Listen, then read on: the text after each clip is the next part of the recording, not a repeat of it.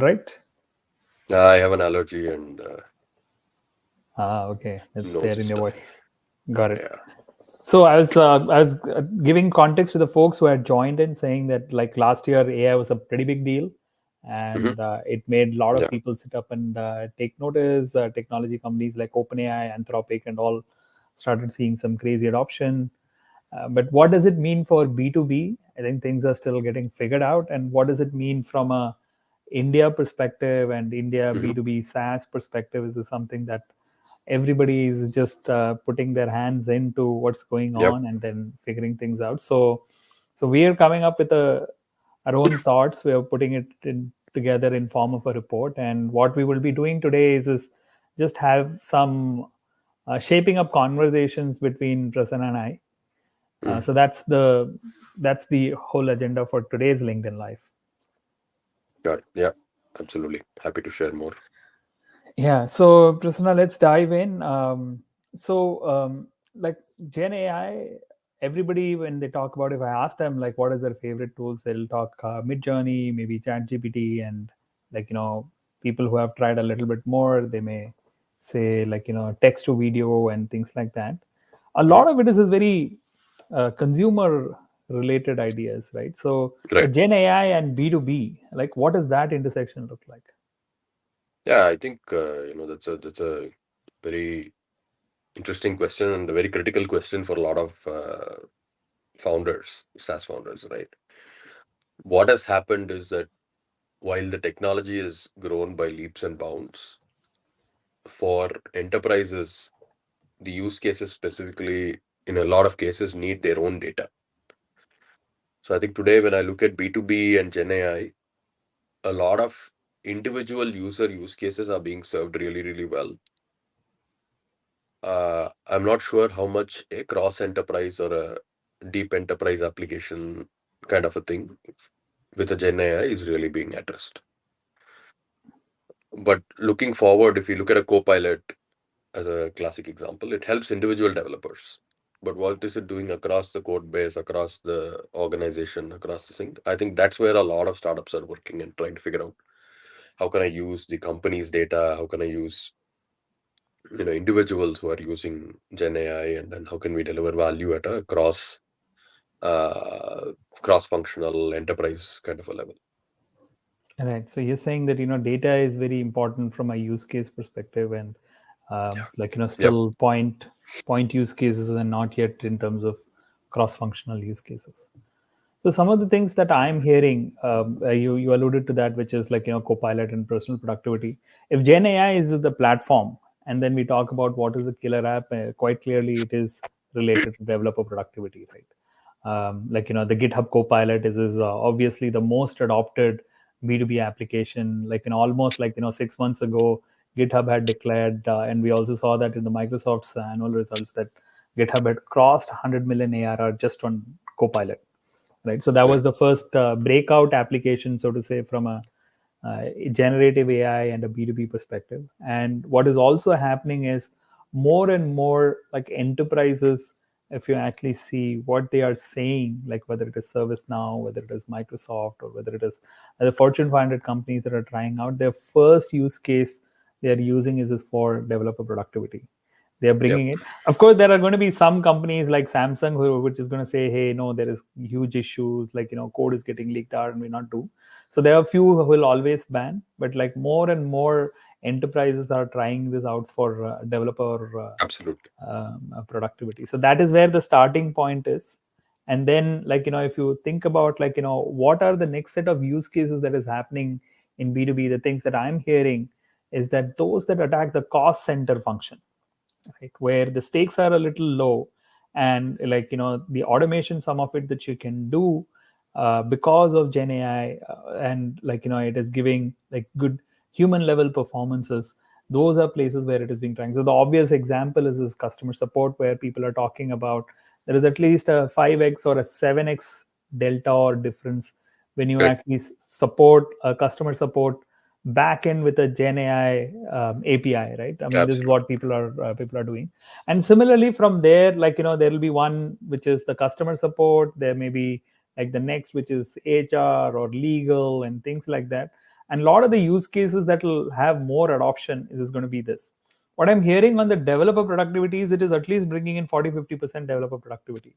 I mean, productivity itself is a strange notion, Yeah, but yeah, but if you still stay with the broad realms of like what productivity means, then product co-pilots are bringing 40-50%, but maybe the customer support in terms of efficacy they cannot completely yeah, replace, right? I mean, we're still in that early stage, but that is the next use case.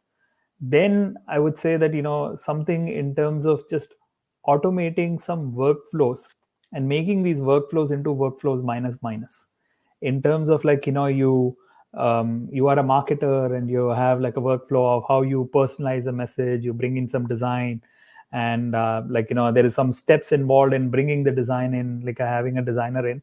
So those workflows, there are at least 3 or 4 steps. If you're following 12 steps, there are at least 3 or 4 steps that are getting compressed, right? yeah, So before things become fully automated, the B2B and Gen AI will go through a workflow minus minus, right? Then we will reach a nirvana stage of like Gen AI and B2B, where you can say, hey, the tools are going to get replaced by outcomes, right? And correct.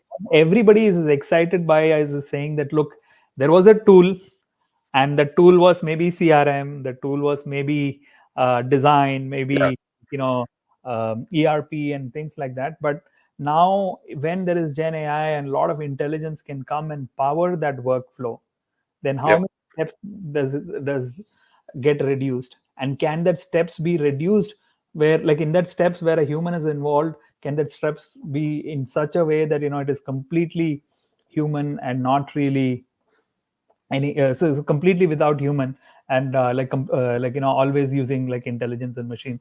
That I think is the nirvana state where tools become outcome. But before yeah, tools become outcome, it'll be workflow minus minus, and that will start with something like a developer productivity, will move on to cost functions, then we'll move on to higher areas of revenue functions, and eventually we will see outcome. Everybody is just painting the vision of, oh, we can just have intercom and it'll replace customer support. yeah, Not going to happen immediately. It'll first reduce a lot of customer support headcounts because it is efficient, but it is going to take some time. And to get there, where the tools become, the point that you said about data being available for that use case in a very strong way is going to be critical. yeah. So I saw a very interesting approach by Spendflow in a Together Fund event yesterday, where what they're saying is that, look, chat as an interface where somebody comes to your chat and then logs in and or whatever, and then starts using it as a end user in an enterprise. That may not happen, right? Mm. And at the same time, there are things that will happen that are may be completely automated, or may need some help from a user, human in the loop, or which may be completely like done by the human with some help from the tool, right? And so what they were saying, which I thought was like quite insightful, and they've been playing around with that, is that they're looking at this surface area of this interaction with that end customer for different things in different places, but coming together. So what I mean by that is, for example, they have Slack, and in Mm. Slack they have a bot which pops up some things which needs a human in the loop, right? So, but the interaction is on chat and it's multimodal in chat, so people can click on a button or do whatever, but it's bringing that up to you. Mm. Versus for some a more complex reporting slash analytics kind of use case may not be feasible in that kind of a UX, right? Mm. So there, it's an augmented interface uh, on their portal, right? Right, So for right. that, presumably somebody would take the effort to come to the portal and do that thing, because it may be, you need to know more about being able to do that, right? So I think uh, on the one hand, I see a lot of people thinking, how do I stuff a chat interface down people's throat?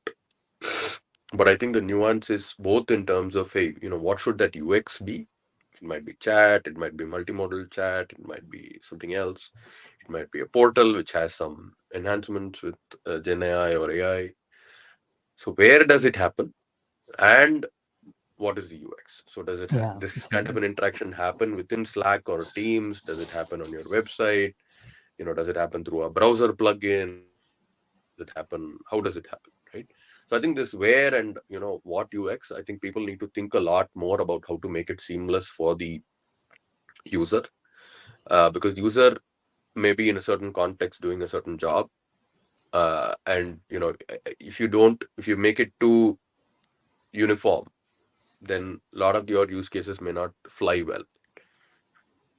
Versus if you are able to get your product in front of the user where the user is, then that and the UX matches that paradigm of that place where the user is, then it might end up working out much better.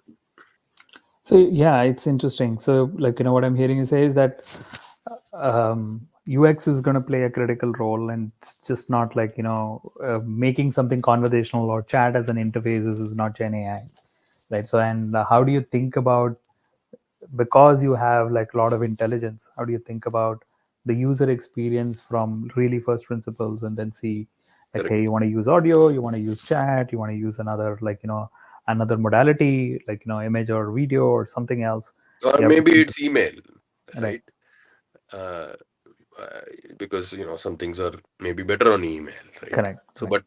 but I think people are not necessarily like asking that question from first principles of what are we trying to help the user do, and what is the right place and time for them and they would want to do it, and therefore can we be there in Right. that So I'm gonna interface. sort of dive on this with two follow-up questions, right? I know each may take a couple of minutes for us to chat about. So the first one is that you were quoting an example of like somebody is doing this, and then that's interesting. Who else are you seeing are doing in like interesting work? And the second question, and maybe you can add the second question, who else is, see, in this case what happens is when you're thinking Gen AI, both of us said first principles, you need to go to first principles and think through this.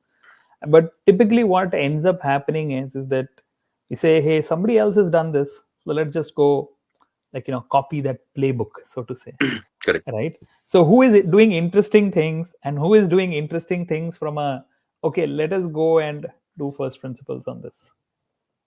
Yeah, I think the folks I was hearing yesterday were in video, Sanket, Spendflow, DWise, and a couple of others, right? And I think everybody's trying hard, and I think what was interesting to me is all their playbooks, what they're trying to do, are very very different. There was actually very little overlap between technically, like the UX and value of what they were trying to do and how they were approaching that. And even the methods were very different. Some were very experimental, just trying small things and seeing what works. Others were like really thinking through a lot and deeply before making the whole thing work, and so on and so forth, right? Hmm. So I think all these approaches are will work if you understand uh, the customer use case very deeply and you're able to get close to that. And I think one of them like put it really well, saying, hey, don't use Gen AI for things where you need high precision. That's not going to work. If you need the AI to be very precise and cannot hallucinate, and there's no human in the loop and stuff like that, that may not be like a great use of Gen AI at a high level, right? You may need to do a lot of work on top of it to get to that, to get a higher precision and stuff like that, right? And on the other hand, there was a team which, basically for one unit of work, they do like 30 or 50 Gen AI calls, because they've broken that unit of work down into multiple axes, multiple things, and then they're doing separate calls, small calls for each of these to get only that thing, so that that small thing there is a less likelihood of hallucination happening. And then they are stitching it all together with some algorithms, with some Gen AI on top of that and stuff like that, then creating something and doing this in like minute, 2 minutes, 3 minutes kind of a situation to do something that might take hours otherwise, right? So these are like vastly different approaches. One of them is saying, look, I will not trust and I will just make it do the minimum things. The other is saying, I will not trust, but I will break it down and like stitch it back up in a way where hallucinations don't happen, and I will make sure hallucinations don't happen, and so on and so forth, right? So I think like jury's out in terms of copying somebody's best practices and stuff like that, because they're so different. But these are like both, I think at a high level you have to remember that, hey, yeah, Gen AI, if you try to do something very hard with it, it may hallucinate a lot. and stuff like that. So therefore, you have to be aware of how you use it very well. And of course, it's like changing a lot. Uh, like somebody was saying, I use like there was a team that was saying we do hosted LLMs and stuff like that. And the other hand, there's a team which has said, I put the LLM into your desktop so you don't have to worry about your code going out of your desktop to my servers. Right. So, like from hosted LLMs to like your desktop LLMs and everything in the middle. Right. So, I think it's like to me, it feels like that movie, Everything Everywhere All at Once kind of thing. Right. Everybody's doing stuff, and, folks are doing stuff and it's working, are saying, hey, this is working. Uh, I don't think it. But couple of them were also modest enough, humble enough to tell founders, don't copy what we're doing. What we're doing works because of that trajectory, that path that we've taken to get there. And I don't think you should just blindly copying what we're doing will get you to the same place. Right, right. So you talked about hallucination. Actually, that reminds of like one of our companies, right, which is Cogniswitch. One problem that Cogniswitch has been trying to solve is, and I feel that without solving hallucination, reliability, right, precision that you talked about, till that is solved, I don't think the enterprise adoption will be really really high, right? And like Cogniswitch is taking a knowledge graph on Yeah, top of a language model approach to bring that precision. So I feel that it'll become another layer like how a vector database is, that'll help give that precision and then kind yeah, of do that. The other thing that comes to my mind is spine, also like associated with Upekha. I mean, these are I'm able to share these examples because we work with them closely. One thing that I feel that could be like very unique is go after like a vertical, and in that vertical it like alludes to your point of saying, hey, you understand your customer really deeply, right? I mean, they have this use case of selling to car dealers, and there like a new image has to be created for every new model that is put out, but creation of this new model is very very like time consuming. So what they do is that they change the video to text, then they make the replacement, and then from the text to video again they do. So what takes like many months literally happens in like yeah, few hours, right? Not even weeks. So use cases like this where it may look like it's a completely unsexy industry, yeah, right? Where you understand the customer really really deeply on saying, hey, what does he care for, yeah, right? And then applying Gen AI, because like Gen AI now makes it happen. And like broadly, if I were to even like steer a discussion a little bit forward, saying where do you think are Indian advantages, then my answer to that question would be here as building like SaaS businesses, Gen AI SaaS from an India perspective. I think we should look at specific verticals where like again deep absolutely. understanding of that vertical, and then say, hey, how do I apply Gen AI? Because the entire world and here in SF, like they are all racing to saying, okay, how can I apply Gen AI to the cutting edge problem, right? Yeah, How do we apply Gen AI to like problems that others are not going to be able to do? This is where I find like very very interesting approach, and there again like not really copying playbooks, right? You yeah, talked about playbooks, you talked about approaches from a perspective of architecting the solution, even in terms of like GTM. I mean, there isn't like a SED or a set GTM yet, like across the world for people to try out. They're all just saying the basics, right? Saying, hey, yeah, find out where your customers hang out and what do they do, what do they read, what do they try out, and make sure that you are coming in front of them. And like maybe there is an echo chamber right now of AI influencer. If you come in front of them, they'll help you get a lot of touristy customers. But those are also things that are getting figured out. So that is also something that everybody is figuring out, right? So there also you need first principles approach, and then there if you do that again as an Indian SaaS company or an Indian founder, that can become an advantage, right? Find yeah, areas where others are not solving, and do break the GTM and not really say, hey, I'm going to do high velocity sales, I'm going to do land and expand, like the tried and tested playbook. Instead saying, okay, how do I think about it from a first principles perspective? What are yeah, yeah. your take on like India advantages? Yeah, I think it's like pretty mixed right now in terms of what is an India advantage in this space. definitely one approach that people are taking, especially in the industry and the vertical kind of a side, is can you kind of figure out how to deliver outcomes and get into an outcome-based pricing? On the one side, you could call it an agency model. On the other side, you could call it a managed marketplace model, that kind of a thing. And then use that to start delivering the services. And as you make progress, can you make those services more and more AI delivered rather than human delivered, Right, right. and in the process learning very deeply about what is it that the work is and what needs to get done and what is repetitive, what is not repetitive, and things like that. I think that is going to be a big advantage in India.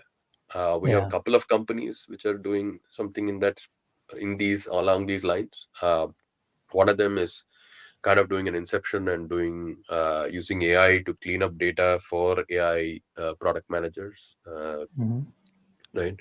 And so I think as they do it, as they keep doing it, they can start automating. They've already started automating and using AI to do that rather than using people to do that. And as they continue doing that, it gets like hopefully better and better and better. And the other team is doing a managed marketplace from a marketing insight perspective.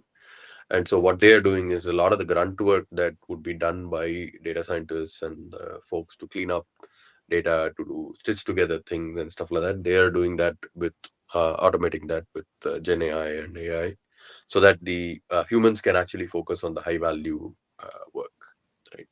So I think these kind of models would make a lot of sense in the India context to build from this, and you can be cash flow positive very early in these because the customers are paying for outcome, and generally when customers pay for outcome, it's higher than they would pay for product. And so while the margin might be 20%, 30%, as a absolute amount, it might end up being significantly useful. And if you're able to do that and then show that, hey, I have this depth in this vertical, in this space, and I've done it, and I've done it for a lot of folks and stuff like that, then it becomes very valuable for whoever is coming on new as a customer. And more you can automate. The customer doesn't care in many ways, uh, which the customer doesn't care, right? How you do it, whether you do it with human loop or with AI. Obviously, they prefer it if you do it with AI, so that you're going to reduce cost over time. You're going to have better quality, significant, quality improvements over time, and you're going to be able to give a more reliable output, hopefully over time, than humans doing it, right? So I think that's where some of the folks are doing this. So in India, we would call this as, oh, this is IT services maybe for the next version. But here is a different phase I'm hearing in Silicon Valley, right? So they are saying earlier it was software as a service. Now it is software and services, right? Yeah, So, so the absolutely. opportunity is moving towards that, where, like, what you framed as an outcome is like, is the services that, like, layer on top. Now when everybody can build their own tools, right? So it's not going to be like, there is only one tool, and, like, that is Absolutely. sold by like a product company, and then like, there are users to it. People are going to build whatever tools they want, right? And then deliver the outcome. So it's going to be like a CFA. If he uses Excel sheet, he can just use few prompts to automate, like, workflows that he wants, and he doesn't have to depend on, like, some like large enterprise company to provide tools for him, right? And he will build his own tools, and he will deliver the outcome to his Yep. customers. And when he provides that software and services, in fact, the customer is not going to care about like what that software is, right? Which is why a lot Yep. of people are actually saying that, the entire AI, like, if you look at it from a software and perspective, they are leveling it up and saying that the TAM of the AI market is the TAM of the IT market, right? Saying that, Yep. earlier you would think about software differently and IT differently, but, what Correct. AI pushes is that to say, hey, both should be looked at it from a similar perspective, so that it expands TAM and opportunity. So that, I think, is very scary, right? But also very exciting, Yeah. because that, I also think, like, I think what you pointed out is one of the biggest opportunity, right? From a India perspective, like, we are land where we've mastered how to do IT services with global delivery model, right? With Correct. Infosys, TCS, Cognizant, Wipro, and things like that. And we know how to do that account management with customers, how to manage risks for them from an outcome perspective. And what they used to do was just to hire like a lot of young talent from college, and then, like, use like dollar arbitrage, and like also experience arbitrage. They'll bill for a senior person, they'll get work done by a junior person, and now it can be done by much lesser number of people, right? So Yeah. they may also see, like, a profit jump. So if they continue doing that outcome delivery for the customers, Yeah. then the aspect of, like, having the tool to deliver that outcome, it becomes much like 10x 100x easier But this for. is where I think the Wadley map framing of this becomes very interesting, and what Simon has observed in these kind of transitions is very interesting. The incumbents bill on a certain model, so you can change what you do, but changing how you're billing, how you're pricing, The how you're TNM model, yeah. packaging, and changing your KPIs for your sales teams to bill in a different way, to do in a different way, that is the equivalent of complete metamorphosis, Right. which most teams are unable to do, right? So I am not confident that the services companies of today will be able to become this kind of an automated AI company of tomorrow.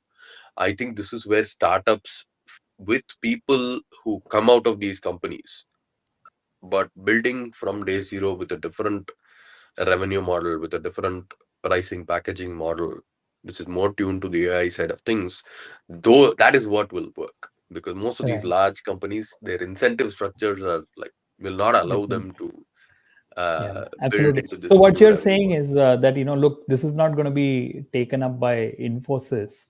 It is. I Correct. mean, I don't know, remember the name of the company, but Binny Bansal has started a company Correct. where Exactly. he's saying that, look, I'm going to do this services outcome for companies that are running e-commerce operations, Yeah, right? absolutely. And like, he's building the Infosys 3.0 or 2.0 for the e-commerce kind of vertical. So what you're saying Yeah, is that, in this, it is not the incumbent who will still have an advantage, but it's the people from incumbent but coming up and setting up startups. So maybe this is the right time for a lot of people to leave Infosys and Wipro and like, and absolutely. companies like that to and Absolutely. I think if they come have and build. the, yeah, and to Rishi's point, Accenture or Deloitte or McKinsey or PwC and so on, where they've built that deep domain expertise. They understand what the problems are, but they also understand that their business is billing time and material, right? And if you reduce that time and material with AI, then your billing goes down, and Yeah, your VP of sales or whoever is going to be very unhappy if you do that.